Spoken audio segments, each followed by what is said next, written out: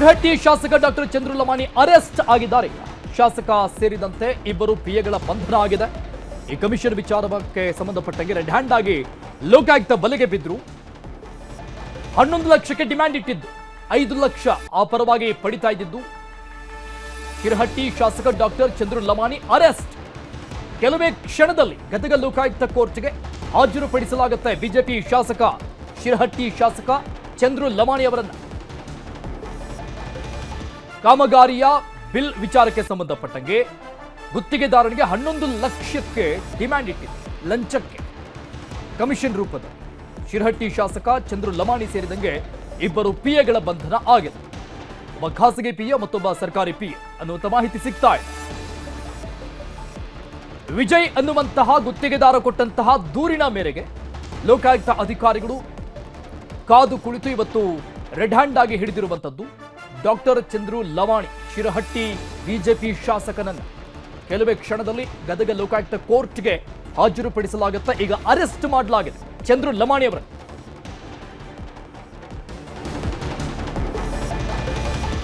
₹1.5 ಕೋಟಿ ಕಾಮಗಾರಿಯ ಕೆಲಸಕ್ಕೆ ಸಂಬಂಧಪಟ್ಟಂಗೆ ಇವರು 11 ಲಕ್ಷಕ್ಕೆ ಬೇಡಿಕೆ ಇಟ್ಟಿದ್ದು.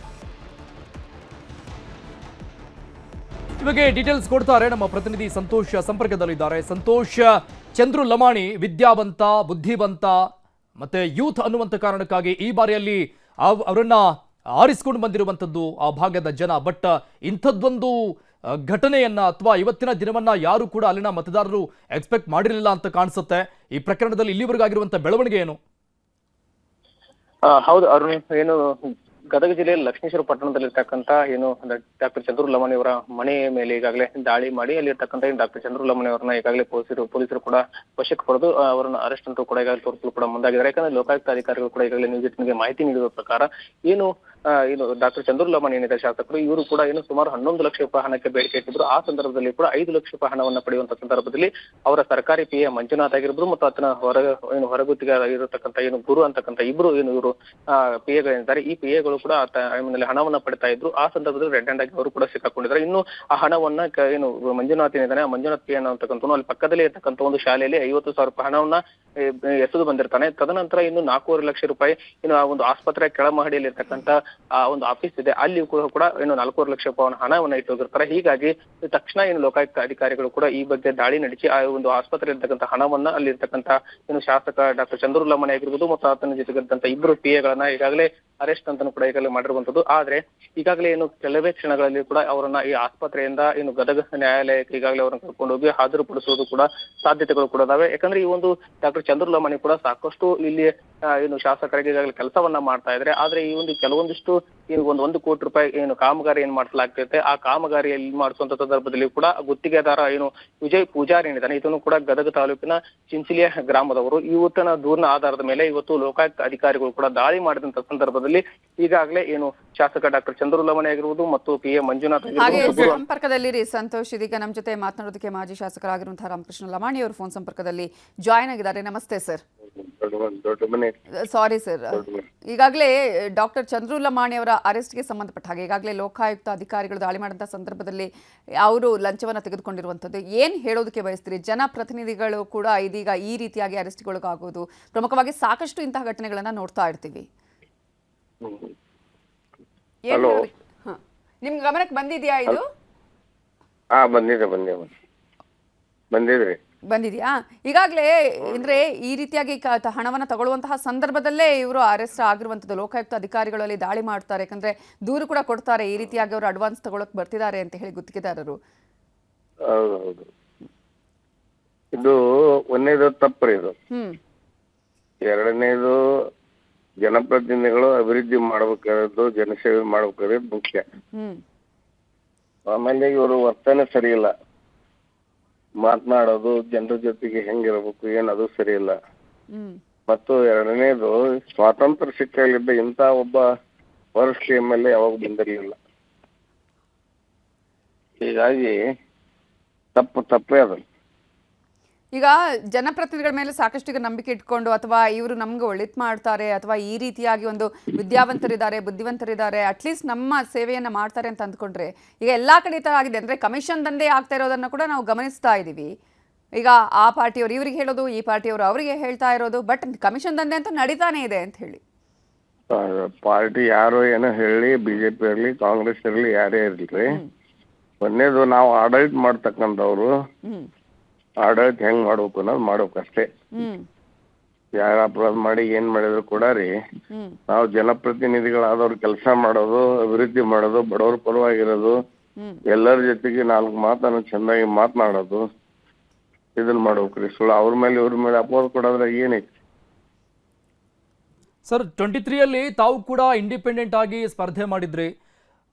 ಆ ಹಿಂದೆ ಕಾಂಗ್ರೆಸ್ನಲ್ಲಿ ಇದ್ರಿ ತಾವು. ಬಟ್ ಒಂದು ಬದಲಾವಣೆ ಬೇಕು ಅನ್ನುವಂಥ ಕಾರಣಕ್ಕಾಗಿ ಚಂದ್ರು ಲಮಾಣಿ ಅವರನ್ನ ವಿದ್ಯಾವಂತ ಬುದ್ಧಿವಂತ ಅಂತ ಜನ ಆಯ್ಕೆ ಮಾಡಿಕೊಂಡಿರುವಂಥದ್ದು. ಬಟ್ ಏನಾಯ್ತು ಅನ್ನುವಂಥ ಪ್ರಶ್ನೆ ಕೇಳುವಂತ ರೀತಿಯಲ್ಲಿ ಆಗ್ಬಿಡ್ತು ಜನ. ಇಡೀ ಕ್ಷೇತ್ರದಲ್ಲಿ ದೊಡ್ಡ ತಪ್ಪು ಮಾಡಿದ್ವಿ ಅಂತ ಇದ್ದಾರೆ. ಒಬ್ಬ ಡಾಕ್ಟರ್ ವಿದ್ಯಾವಂತ ಹೇಳಿ ಆರಿಸಿ ತಂದಿದ್ದೇ ದೊಡ್ಡ ತಪ್ಪು ಅಂತ. ಎಸ್, ಇವ್ರು ಯಾಕಾರ ತಂದಿದ್ದೀವಿ ಅಂತ ಜನ ಎಲ್ಲ ಹಿಡಿ ಶಾಪ ಹಾಕ್ಬೇಕು. ಇವ್ರ ವರ್ತನೆ ಸರಿ ಇಲ್ಲ, ನಡವಳಿಕೆ ಸರಿ ಇಲ್ಲ, ಅಭಿವೃದ್ಧಿ ಕಡೆಗೆ ಇವ್ರ ಗಮನ ಇಲ್ಲ. ಹೀಗಾಗಿ ಯಾಕರ ಇವ್ರನ್ನ ಆರಿಸಿ ತಂದಿವಿ ಅಂತ ಹೇಳಿ ಜನ ಎಲ್ಲ ಶಪಿಸ್ತಾ ಇದ್ದಾರೆ. ಅಂದ್ರೆ ಎಲೆಕ್ಷನ್ ನಂತರದಲ್ಲಿ ಮತ್ತೆ ಆಯ್ತು, ಈ ಚುನಾವಣೆ ಮಾಡೋ ಆರಿಕೆ ಮಾಡಿದ್ಮೇಲೆ ಮುಗಿದೋತಲ್ವ ಒಬ್ರು. ಅಂದ್ರೆ ಈ ಎಲೆಕ್ಷನ್ ಟೈಮ್ ಅಲ್ಲೂ ಕೂಡ ಈ ರೀತಿಯಾದ ಟಾಕ್ ಗಳಿತ್ತ ಸರ್ ಈ ಬಗ್ಗೆ? ಅಲ್ಲಿ ತಮಗ್ ಗೊತ್ತಿರೋ ಮಾಹಿತಿ ಪ್ರಕಾರ ಎಲೆಕ್ಷನ್ಗಿಂತ ಪೂರ್ವದಲ್ಲಿ ಹೆಂಗ್ ಗೊತ್ತಾಗತ್ರಿ? ಆಗದಲ್ರಿ ಅದು. ಚುನಾವಣೆ ಗೆದ್ದು ಬಂದ್ಮೇಲೆ ಇವ್ರದ್ದು ಏನ್ ಅನ್ನೋದು ಗೊತ್ತಾಗದ್ರಿ. ಇವ್ರ ನಡವಳಿಕೆ ಹೆಂಗ, ಇವ್ರ ಹೆಂಗ ಅನ್ನೋದು ಆಮೇಲೆ ಗೊತ್ತಾಗದು. ಮೊದ್ಲು ಇವ್ರು ಡಾಕ್ಟರ್ ಇದ್ರ, ಹೌದು, ಡಾಕ್ಟರ್ ಅನ್ಕೊಳ್ಳಿ ಎಲ್ಲರಿಗೂ ಏನ್ ಗೌರವ ಇರುತ್ತೆ ಆ ಗೌರವ ಕೊಡ್ತಿದ್ರು, ಅಷ್ಟಿತ್ತು. ಡಾಕ್ಟರ್ ಆದ್ಮೇಲೆ ಎಲ್ಲಾ ಜನರು ಬಹಳ ಪೂಜ್ಯ ಭಾವನೆಯಿಂದ ಕಾಣ್ತಿರ್ತಾರೆ. ಆದ್ರೆ ಈ ಡಾಕ್ಟರ್ ಈ ರೀತಿ ಭಾಷೆ, ಈ ರೀತಿಯಾಗಿ ವರ್ತನೆ, ತಾನೇ ಸ್ವತಃ ಪೊಲೀಸ್ ಸ್ಟೇಷನ್ ಹೋಗೋದು, ಅಟ್ರಾಸಿಟಿ ಕೇಸ್ ಮಾಡೋದು, ಇವೆಲ್ಲ ನೋಡಿ ಜನ ಬೇಜಾರಾಗಿ ಹೋಗ್ಬಿಟ್ರು. ಅಲ್ಲ, ಈ ಘಟನೆ ಮುಂದಿನ ದಿನಗಳಲ್ಲಿ ಒಂದು ದೊಡ್ಡ ಬದಲಾವಣೆ ಕಾರಣ ಆಗುತ್ತಾ ಅಂತ ಕ್ಷೇತ್ರದಲ್ಲಿ ಮತ್ತೆ? ಯಾಕಂದ್ರೆ ಶಾಸಕರು ಸರ್ ಅವರು ಯಾರೋ ಸಾಮಾನ್ಯ ಜನ ಅಲ್ಲ. ಹೌದೌದು ನೋಡ್ರಿ, 1,60,000 ಜನ ವೋಟ್ ಹಾಕಿರ್ತಾರ. ಹೌದು, ಮತ್ತ ಅದಕ್ಕೆಲ್ಲ ಗೌರವ ಇರ್ತತೆ. ಇವರು ನಿಜವಾಗಿ ಕೂಡ ನಮ್ಮ ಇಡೀ ಕ್ಷೇತ್ರದೊಳಗ ಒಂದು ಕಳಂಕ, ದೊಡ್ಡ ಕಳಂಕ ಆಗ್ತದೆ. ಈ ಆರೋಪ ಈ ಹಿಂದೆ ಯಾರಾದ್ರೂ ಅಂದ್ರೆ ಕೇಳಿ ಬರ್ತಾ ಇತ್ತ, ಜನರೆಲ್ಲ ಮಾತಾಡ್ತಾ ಇದ್ರ, ಈಗ ಗುತ್ತಿಗೆದಾರರು ಯಾರಾದ್ರೂ ಹೇಳ್ಕೊಳ್ತಾ ಇದ್ರ ಈ ತರ ಕೇಳ್ತಾ ಇದ್ದಾರೆ ಅಂತ ಹೇಳಿ? ಯಾವ್ದ್ರಿ ಈ ತರದ್ದು ಕಮಿಷನ್ ಅನ್ನ ಪಡೆಯುವಂತಹ ವಿಚಾರದಲ್ಲಿ? ಇಲ್ಲ, ಅದು ಎಲ್ಲಾ ಮನೆ ಮಾತಾಗ್ಬಿಟ್ಟದ್ರಿ. ಅದು ಏನು ಎರಡನೇ ಮಾತಿಲ್ರಿ. ಇಡೀ ಕ್ಷೇತ್ರದಲ್ಲೇ ಎಲ್ಲ ಮನೆ ಮಾತದು. ಇಷ್ಟು ಕೊಟ್ಟೆ ಮಾಡ್ರಿ, ಇಷ್ಟು ಕೊಟ್ಟೆ ಮಾಡ್ರಿ, ಹಿಂಗೆ ಮಾಡ್ರಿ. ಇಲಾಖೆಯ ಎಲ್ಲ ಅಧಿಕಾರಿಗಳು ಬೇಸತ್ತು ಹೋಗ್ಯಾರ್ರಿ. ಇವ್ರ ಕೆಲವರಿಗೆಲ್ಲ ಸಾಕಾಗಬೇಕು.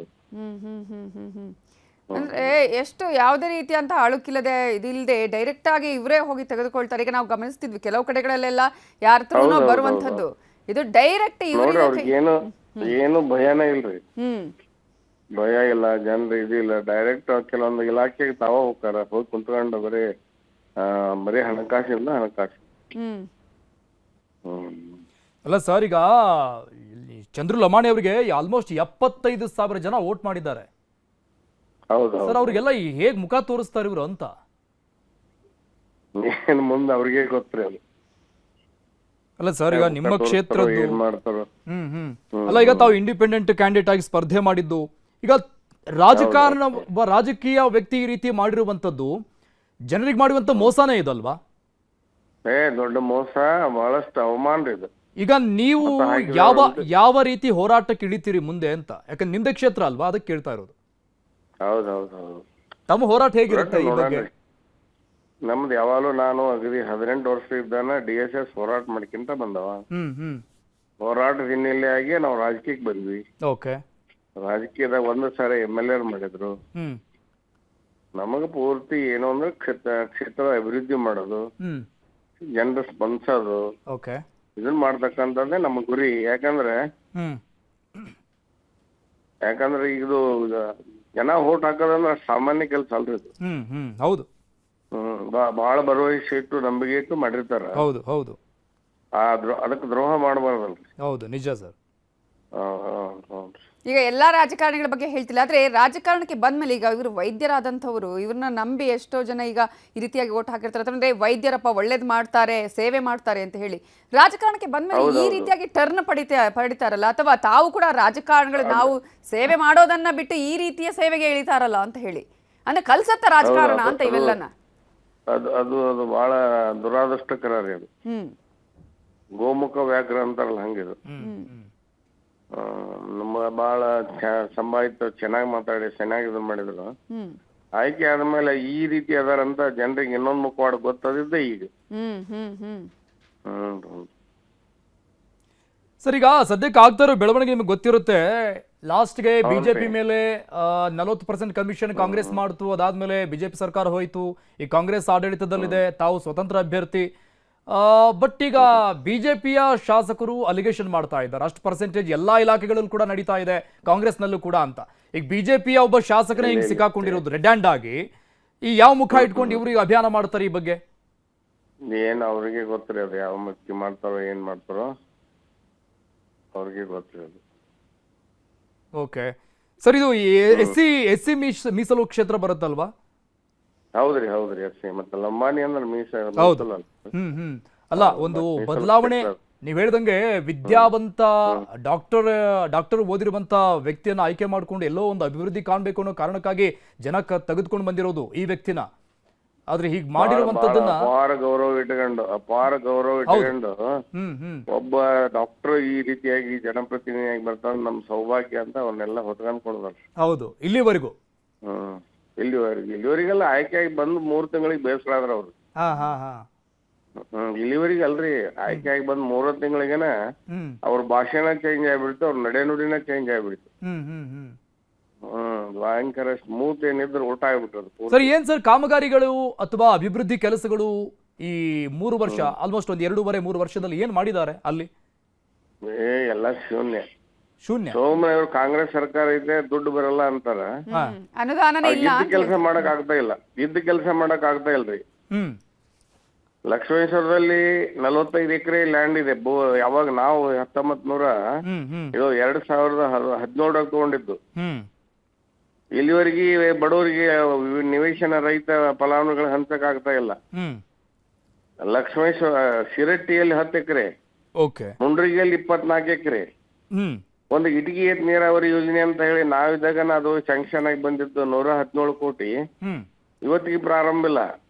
ಅದಕ್ಕೇನ್ ದುಡ್ಡು ಇಲ್ಲ ಅನ್ನಂಗಿಲ್ಲ, ಏನು ಇವೆಲ್ಲ ಸಾಕಷ್ಟು ಬೇಕಾದಷ್ಟು ಕೆಲಸ ಇದೆ ಮಾಡಕ್, ಸಾಕಷ್ಟು ದುಡ್ಡು ಬರ್ತಾ ಇದೆ, ಎಲ್ಲ ಮಾಡ್ತಾರ. ಮತ್ತೆ ಇವರು ಹಂಗ 4 ದಿವಸಕ್ಕೆ 8 ದಿವಸಕ್ಕೆ ಭೂಮಿ ಪೂಜೆ ಮಾಡ್ತಿರ್ತಾರಲ್ಲ, ದುಡ್ಡು ಬರ್ತಾ ಇಲ್ಲ ಅಂತೀರಿ.